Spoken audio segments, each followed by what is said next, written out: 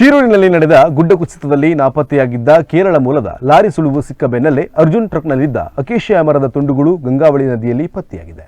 ಅಂಕೋಲಾ ತಾಲೂಕಿನ ಶಿರೂರು ಬಳಿಯ ರಾಷ್ಟ್ರೀಯ ಹೆದ್ದಾರಿಯಲ್ಲಿ ನಡೆದ ಗುಡ್ಡ ಕುಸಿತಕ್ಕೆ ಸಂಬಂಧಿಸಿದಂತೆ ಗಂಗಾವಳಿ ನದಿಯಲ್ಲಿ ಬೂಮ್ ಪೋಕ್ಲೇನ್ ಮೂಲಕ ಕಾರ್ಯಾಚರಣೆ ನಡೆಸಲಾಗಿತ್ತು.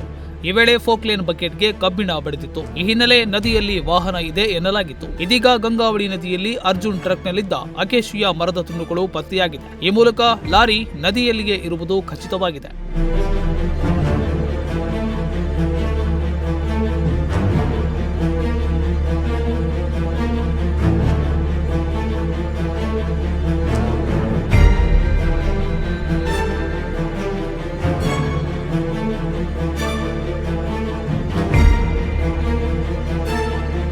ಶಿರೂರಿನ ಗಂಗಾವಳಿ ನದಿಯಲ್ಲಿ ತೇಲಿ ಬಂದು 12 ಕಿಲೋಮೀಟರ್ ದೂರದಲ್ಲಿದ್ದ ಟ್ರಕ್ನಲ್ಲಿದ್ದ ಅಕೇಶಿಯಾ ತುಂಡು ದೊರೆತಿದೆ. ನದಿ ನೀರಿನಲ್ಲಿ ತೇಲಿ ಬಂದ ಅಕೇಶಿಯಾ ತುಂಡನ್ನ ಗಂಗಾವಳಿ ನದಿ ತೀರದ ಜನ ತೆಗೆದುಕೊಂಡು ಮನೆಗೆ ಕೊಂಡೊಯ್ದಿದ್ರು. ತೇಲಿ ಬಂದ ಅಕೇಶಿಯಾ ತುಂಡಲ್ಲಿ ಅರಣ್ಯ ಇಲಾಖೆಯ ಮಾರ್ಕ್ ಇರುವುದರಿಂದ ಸ್ಥಳಕ್ಕೆ ಕಾಣೆಯಾದ ಟ್ರಕ್ ಚಾಲಕ ಅರ್ಜುನ್ ಕಡೆಯ ಟ್ರಕ್ ಮಾಲೀಕರು ತೆರಳಿ ದೃಢಪಡಿಸಿದ್ದಾರೆ.